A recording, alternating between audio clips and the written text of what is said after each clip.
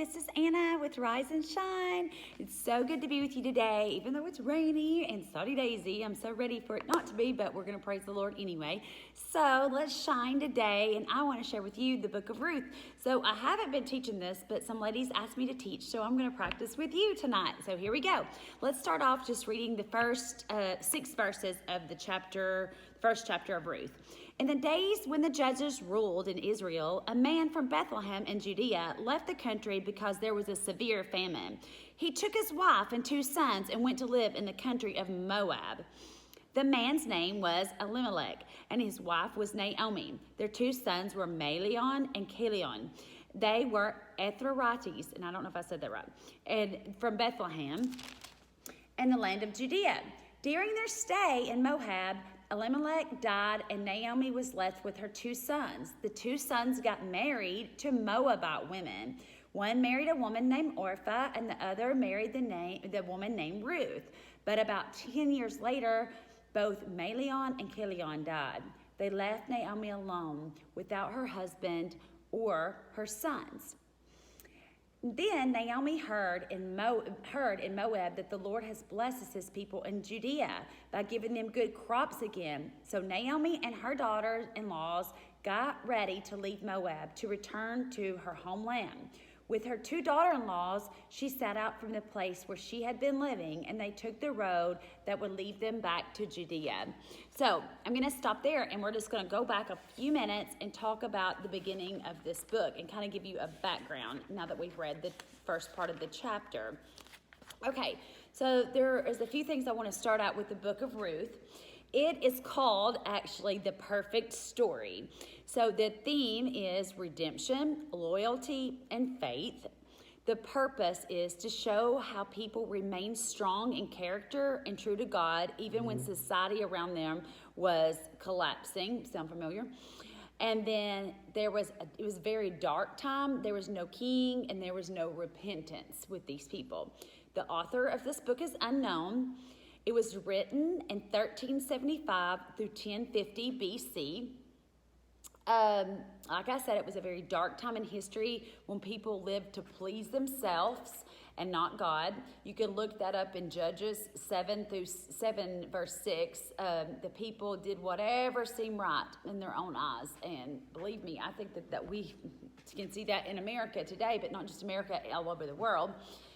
And so Naomi and Ruth are the 2 main topics of this thing. But I want to go back in just a second and just read the first part. And it says, in the days when judges ruled in Israel, a man from Bethlehem in Judea, the country, because they left Judea because there was a severe famine. So let's talk about that in a minute, about how he left his land. And he took his wife and 2 sons, and they went to live in the country of Moab. And so let's talk about that.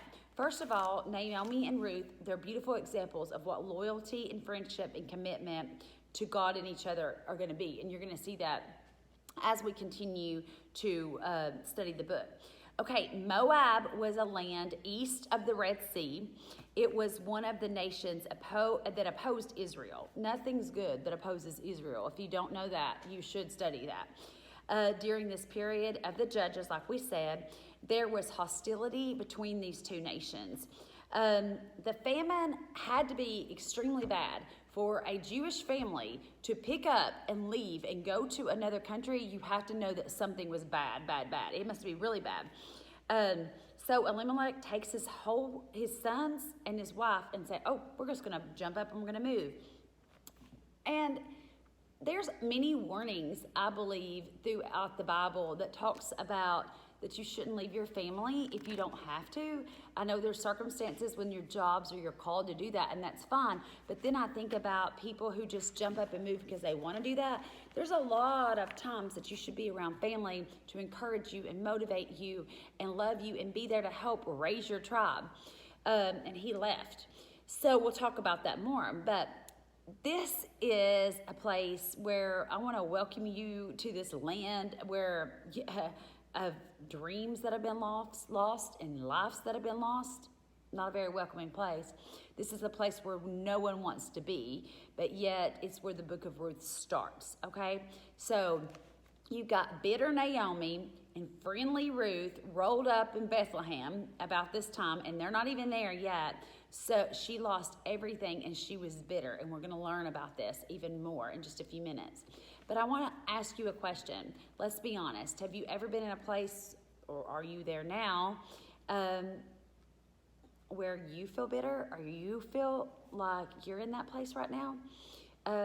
If so, I welcome you, and I welcome you to this place where we're about to see how Naomi carried herself, the things that she struggled with, the things that Ruth struggled with, and we will learn from their lives. Just because things in our lives or others' lives look hopeless, it doesn't mean that all hope is lost. Just because you're having a dark day, my mother would always tell me, you never know what tomorrow holds. Things are going to change for Ruth and Naomi. They also can change for your life. They are headed into a harvest season, not just metamorphically, but spiritually and physically as well. Our story is not done. We may not see what's coming on the other side of even this coronavirus, but there is hope, and the hope is on the horizon. So if you're not dead, God's not done, and we're not dead, or we wouldn't be on here right now. So no matter what state that we are in, ladies, we are wanted by our Redeemer.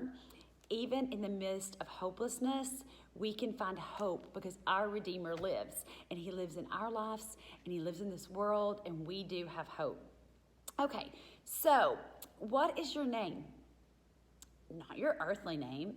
I'm talking about the name that the Lord has given you. And this is what I mean. We're heading into Bethlehem with them, and not just a name that you were given at birth, not just Anna Elizabeth, but the one that God whispers over you. Child, you are mine. I love you, daughter. You are a daughter of the King. You are my beloved. And that is what we want to learn more and more about, because he is in control of Naomi's life and Ruth's life and our lives. And he has a plan that we don't even know and we can't even see at this moment. So I'm excited to finish this chapter with you and learn more. Okay, so it was totally against God's law for an Israelite to marry a Canaanite. And you can read this in Deuteronomy 7, verses 1 through 4. God chose Ruth and the Moabite to be used as an example, even though Ruth was a Moabite woman.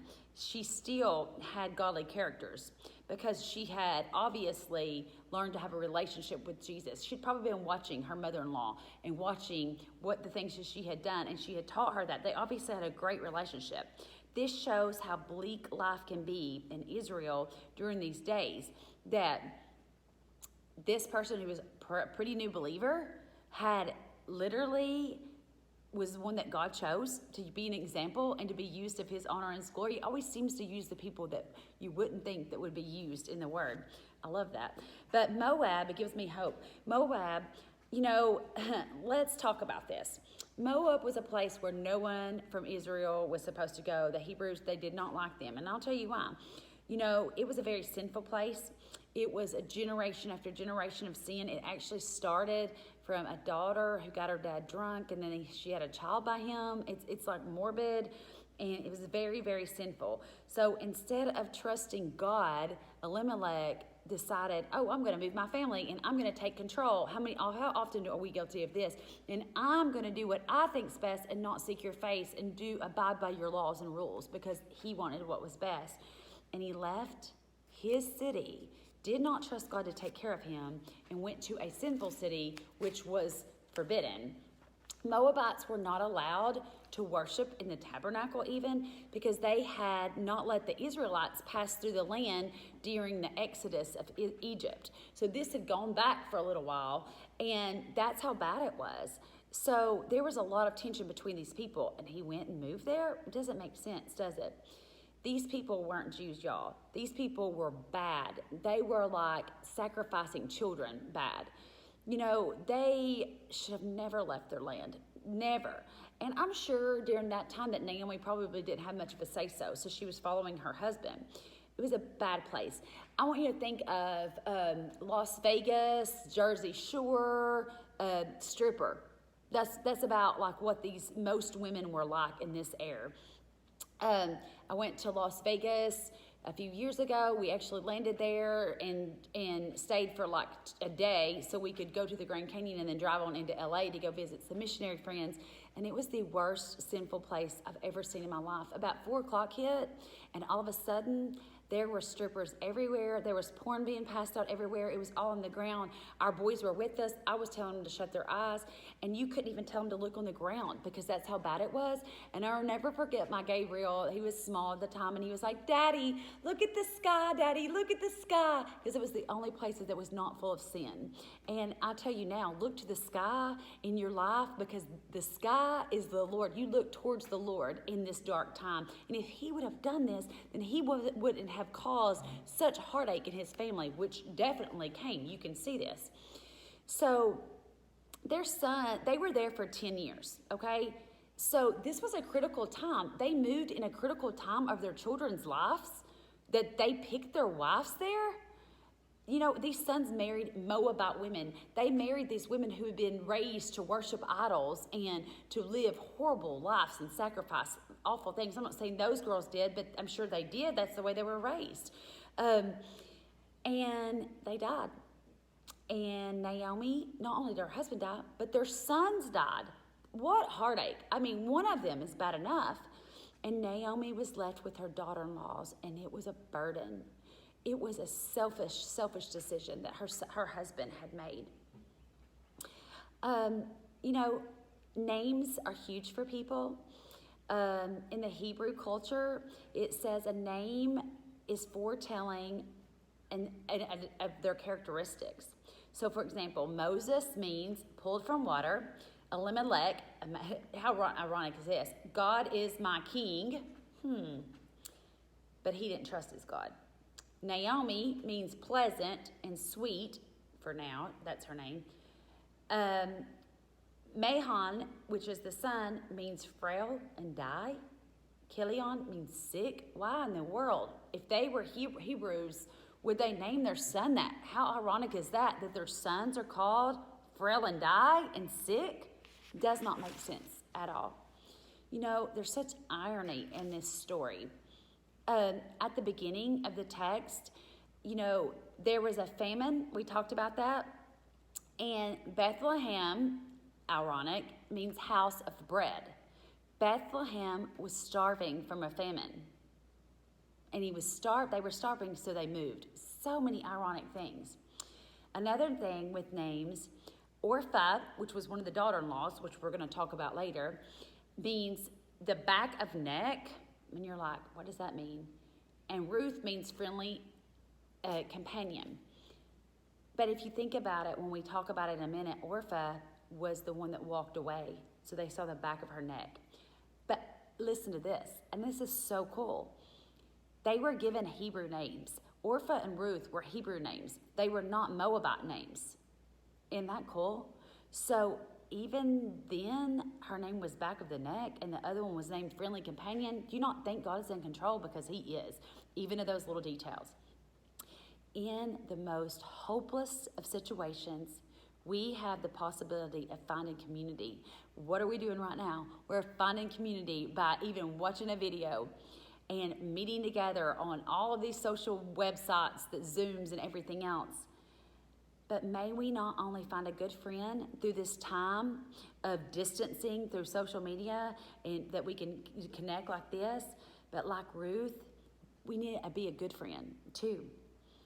I'm going to stop right here for now because this is just kind of the introduction. And then I'm going to come back later and do the rest of chapter 1, 8 through, I think it's 22 or 21. It is 22. So I'll come back next time and we'll do that. And I will see you later. I want you to rise, shine, go and tell because God is the strength of your day and your life.